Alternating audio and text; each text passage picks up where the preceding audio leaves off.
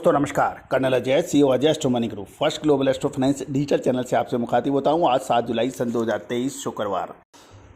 दोस्तों, Ajay astro money group देश का पहला चैनल 42 कम्युनिटीज 5 मार्केट तक आप विश्लेषण एवं पल पल की खबर से आपको रूबरू कराते हैं।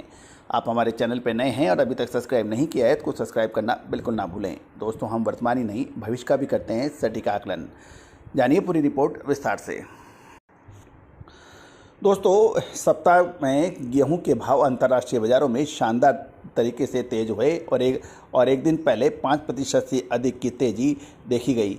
लेकिन अमेरिकन विंटर गेहूं वायदा अनुबंध गुरुवार को टेक्निकल एंड प्रॉफिट बुकिंग के तहत गिरावट में दर्ज हुआ और कमज़ोर अमेरिकी गेहूं की एक्सपोर्ट मांग से भी बाज़ारों पर दबाव बना। एक दिन पहले ये 5% से अधिक की बढ़ोतरी के बाद अमेरिकन विंटर गेहूं वायदा अनुबंध में गुरुवार को तकनीक और मुनाफा वसूली के कारण गिरावट देखी गई। गौरतलब है कि ब्यूनस आयर्स अनाज एक्सचेंज के अनुसार वहां पर गुरुवार को बताया गया कि अर्जेंटीना के कृषि क्षेत्र के दक्षिण में ताज़ा बारिश के कारण पिछले सप्ताह गेहूं की बुआई में देर हुई थी। एक्सचेंज ने यह भी कहा कि प्रमुख गेहूं निर्यातक अर्जेंटीना को 2023-24 के सीजन के लिए 6 मिलियन हेक्टेयर अनाज बोने की उम्मीद लगाई जा रही है, क्योंकि उत्पादन भीषण सूखे से उभरना चाहते हैं, जिसका उत्पादन आधा हो गया है। और कृषि एक परामर्शदाता के अनुसार रूस में साल 2023-24 में गेहूं का निर्यात के लिए अपना प्री एस्टीमेट जो कि 45.7 मिलियन टन से बढ़कर अब ये 47.2 मिलियन टन हो गया है। दोस्तों, अनाज उद्योग के अलग अलग समूहों से बात करने पर यह भी पता लग रहा है कि अच्छी बुआई की स्थिति और शुरुआती बसंत में नियमित बारिश की मदद मिलने से फ्रांसीसी नरम गेहूं की पैदावार 10 साल के औसत से 5% अधिक हो सकती है। दोस्तों, 30 जून को समाप्त हुए साल 2022-23 के सीजन में रूस से गेहूं का निर्यात 38 मिलियन टन से अधिक होने के भी अनुमान लगाए जा रहे हैं। गौरतलब है, दूसरी ओर जापान के कृषि वानिकी और मत्स्य पालन मंत्रालय ने एक नियमित टेंडर में संयुक्त राज्य अमेरिका और कनाडा से कुल 1,15,717 मैट्रिक टन खाद्य गुणवत्ता वाला गेहूं खरीदा है। ताइवान और फ्लोर मिल्स एसोसिएशन ने एक अंतर्राष्ट्रीय टेंडर में संयुक्त राज्य अमेरिका से प्राप्त होने वाला 56,000 मैट्रिक टन मिलिंग गेहूं खरीदने के भी समाचार मिल रहे हैं। दोस्तों, गेहूं के ऊपर अब एक ज़बरदस्त तेज़ी बनी है। साथ साथ इसका भारतीय बाज़ारों पर भी प्रभाव का अध्ययन हमें करना है।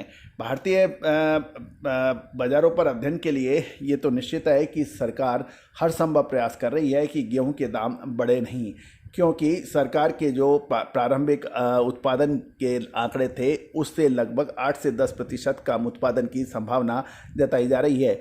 दूसरी ओर सरकारी गेहूं की खरीद भी अपने लक्ष्य से काफ़ी पिछड़ गई है।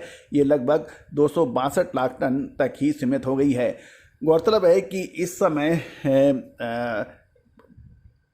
लगभग कुछ राज्यों के विधानसभा चुनाव व अगले साल लोकसभा चुनाव को देखते हुए खाद्य कीमतों पर नियंत्रण रखना सरकार की पहली प्राथमिकता में शामिल है। और यही वजह है कि दालों में चावल और गेहूं के जैसे दाल चावल गेहूं जैसी प्रमुख खाद्य वस्तुओं पर सरकार हर संभव मूल्यों पे नियंत्रण करने का प्रयास कर रही है।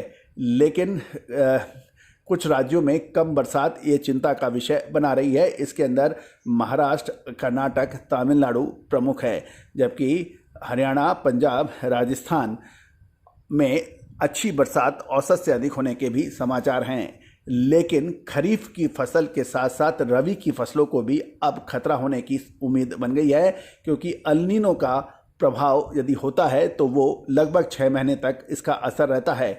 और यदि अल नीनो जुलाई महीने में शुरू होता है तो इसका असर जनवरी फरवरी माह साल 2024 तक रहने की संभावना होगी।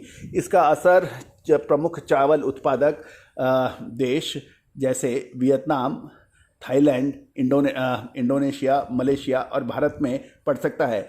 गौरतलब है कि इंडोनेशिया, मलेशिया इडेबल ऑयल के प्रमुख एक्सपोर्टर देश माने जाते हैं और भारत भी इनसे बड़ी मात्रा में खाद्य तेल का आयात करता है। तो दोस्तों, अब सबकी नज़र अल नीनो पर है। गौरतलब है कि हमने आपको लगातार अपडेट दिए थे मानसून शुरू होने से पहले भी कि जुलाई का महीना इस बार असमान बरसात साथ साथ औसत से कम बरसात होने की संभावना जता रहा है। दोस्तों, जुलाई महीने का प्रथम सप्ताह लगभग समाप्ति की ओर है और इसके आंकड़े हम जल्दी ही आप तक पहुंचाएंगे।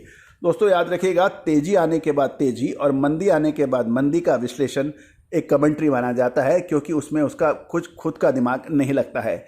लेकिन तेजी या मंदी के अग्रिम संकेत, अग्रिम बात, अग्रिम विश्लेषण ही व्यापारी या किसानों को फायदा देता है।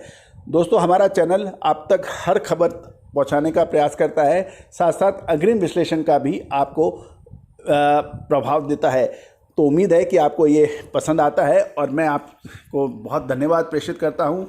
लगभग 77,50,000 से ज़्यादा व्यू हमारे चैनल पे देखे गए हैं और लगभग 64,600 से ज़्यादा इसके रजिस्टर्ड यूज़र हैं।